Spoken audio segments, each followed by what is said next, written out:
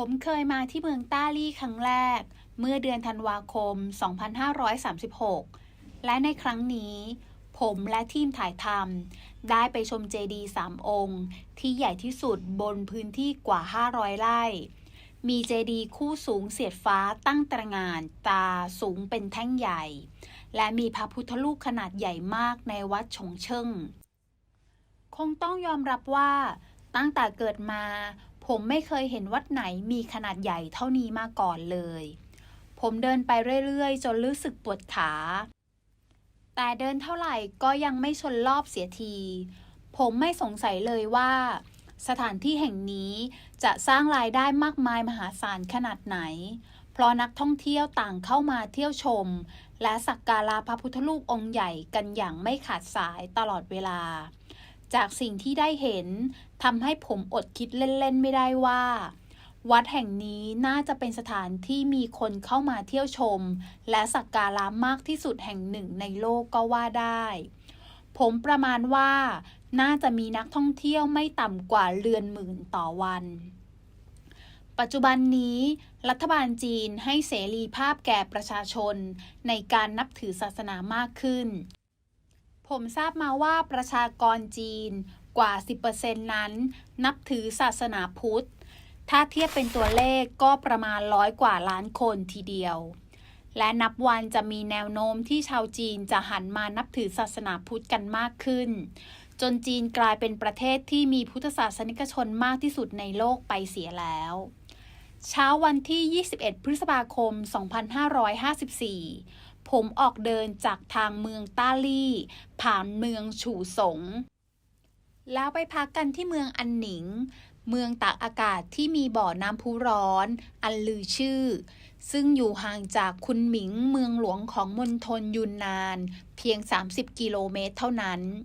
คณะของเราจึงตกลงกันว่าจะยังไม่เข้าไปคุนหมิงขอพักที่นี่สัก2 คืนเพราะยังไงก็ต้องใช้เวลาอยู่ที่นั่นกันอีกหลายวันผมสบโอกาสออกไปเดินที่สวนสาธารณะและพบกับป้าคนหนึ่ง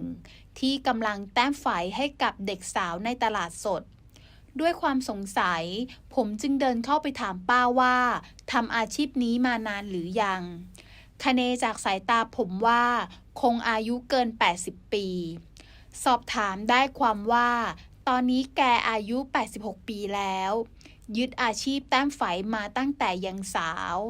ได้ความรู้มาจากบรรพบุรุษที่สืบทอดกันมากว่า300 ปีแล้วผมนึกสนุกและคิดว่า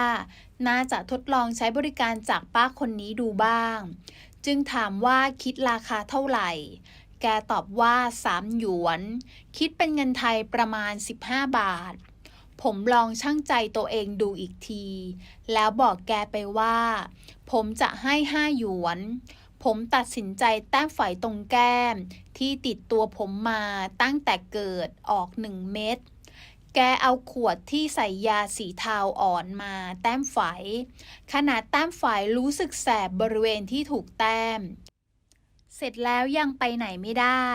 ต้องนั่งรออยู่กับแกก่อนเป็นเวลา15 นาทีนอกจากการแต้มไฝแล้วป้ายังมีบริการถอนพิษอีกด้วยผมไม่อยากนั่งรอเฉยๆเลยให้แกถอนพิษให้ด้วยโดยเอากระบอกไม้ไผ่ไปลนไฟแล้วเอามาดูดกับผิวด้านหลังเพื่อถอนพิษที่สะสมในร่างกายออกใช้เวลาประมาณ15 นาทีรวมเวลาทั้งหมดแล้วไม่เกินครึ่งชั่วโมงด้วยซ้ำไปผมรู้สึกว่ายานั้นกัดไฝของผมจนกลายเป็นแผลจุดดำขนาดไม่เล็กนักหลายคนพอรู้ว่าผมไปแต้มไฝที่ตลาดมาก็รู้สึกตกใจว่า